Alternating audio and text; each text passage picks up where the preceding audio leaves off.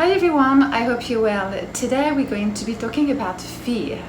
What's important to know is that fear is a natural, very powerful, primitive human emotion. It's there to preserve us. It's there to alert us from a potential danger or a threat on our physical or psychological aspects. It involves two components to it. There's the biochemical response mixed with the emotional response. The biochemical reaction is a survival reaction. This is where our body is going to start experiencing shifts. So we're going to start sweating, the heart rate also is going to increase.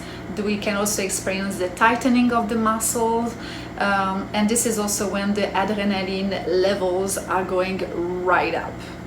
What's happening basically is that our body is going into ready to fight mode or ready to run away mode. The emotional response to fear is very personal. Fear can be experienced either as a positive or a negative experience. If, for example, we like watching horror movies, then this is a positive experience of fear. I'm thinking also of those adrenaline seeker people, that just go and jump off a cliff, or the one that do like extreme sports or activity in the purpose of feeling this adrenaline rush. Fear can be triggered by real environmental threats.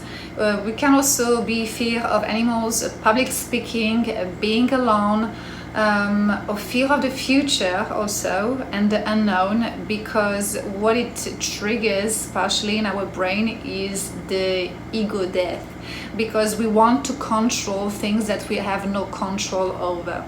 But this will be the topic of another video. Paul Ekman talks about three factors to fear. There's first the intensity.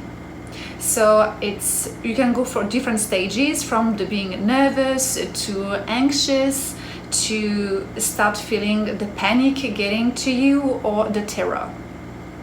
Then there is the timing. So is the threat happening now, or is it something that I'm projecting into the future?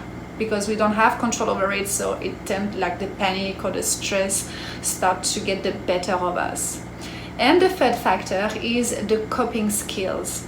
Is there any action that can be taken in order to eliminate or reduce the threats?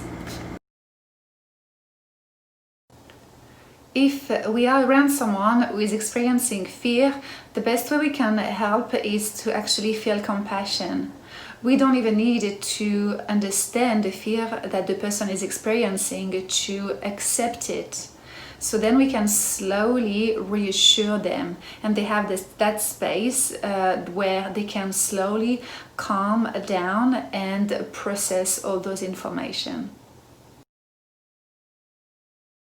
So if fear is persistent and has a negative impact on your life, it could be good to see a therapist that may help you process what's going on and giving you the tools to cope with it.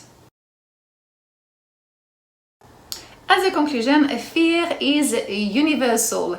This is what have kept us safe. This is what human race has made it so far.